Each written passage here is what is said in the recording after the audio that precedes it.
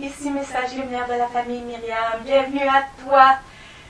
Bienvenue à chacun de la famille Message Lumière.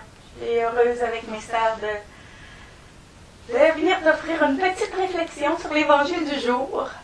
Une réflexion qu'on a déjà faite toutes les trois ensemble. Mais il y a toujours quelque chose de beau à sortir de l'Évangile. Le Seigneur nous enseigne toujours quelque chose de nouveau. Et voilà, dans l'Évangile d'aujourd'hui, Jésus dit, « Quant à vous, même les cheveux de votre tête sont tous comptés. Soyez sans crainte. » Je ne sais pas si dans vos pays, les parents ont l'habitude de compter les cheveux de leurs enfants. Mais moi, j'ai jamais vu ça. On compte les dents des enfants quand ça commence à pousser. On est tellement content. Une nouvelle dent qui arrive, c'est beau. Ou une dent qui tombe pour une dent d'adulte qui va pousser ensuite. D'habitude, on ne compte pas les cheveux sur la tête de nos enfants. Mais Dieu, notre Père, lui, il est au courant de ces choses. Notre Père du ciel, lui, il connaît même ce détail, combien j'ai de cheveux sur ma tête. Aussi difficile que cela puisse paraître, le Seigneur se soucie du moindre détail de nos vies. C'est la grande révélation de Jésus. C'est la grande révélation que Jésus est venu nous apporter. Dieu est un Père. Il est essentiellement Père.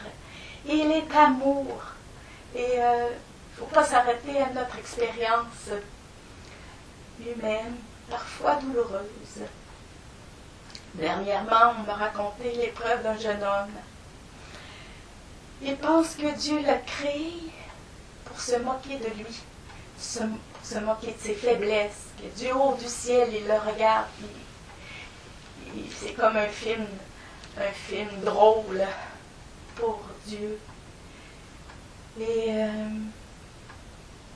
on comprend que derrière cette pensée, il y a une profonde blessure humaine, profonde blessure du cœur. Mais c'est pas ça que Jésus est venu nous révéler.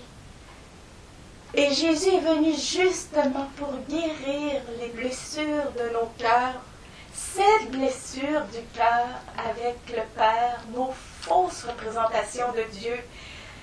Il est venu nous révéler que Dieu est un Père et qu'il est amour.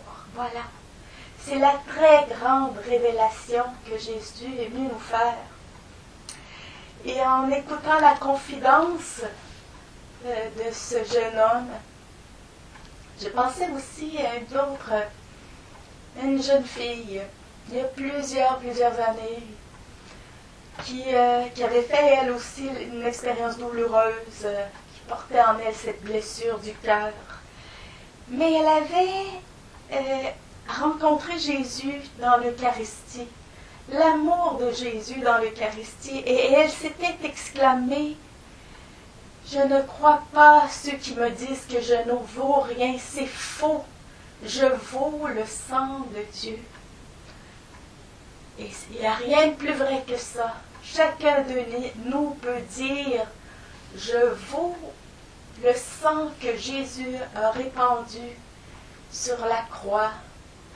Je vaux le sang que Jésus a répandu pendant sa passion parce qu'il l'a fait par amour pour moi. »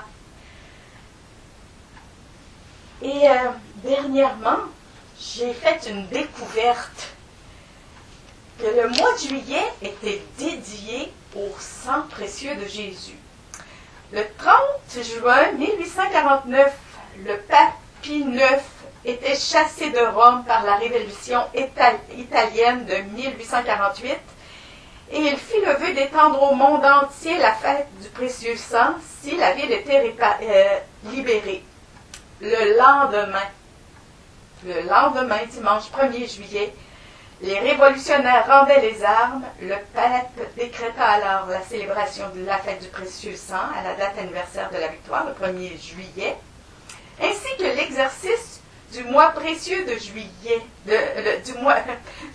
du précieux sang, assorti de l'indulgence plénière. Jésus nous aime follement. Il a répandu son sang précieux pour nous. Et même il a laissé ouvrir son cœur alors qu'il était déjà mort, pour que même les dernières gouttes qui se trouvaient à l'intérieur de son cœur soient répandues, pour que nous comprenions qu'il nous a aimés jusqu'au bout. Répondons par l'amour à Jésus, qui a répandu tout son sang pour nous, et offrons ce sang précieux pour tous nos frères et sœurs qui portent une blessure du cœur tellement profonde qu'ils ont une fausse représentation du Seigneur. Au revoir et à demain.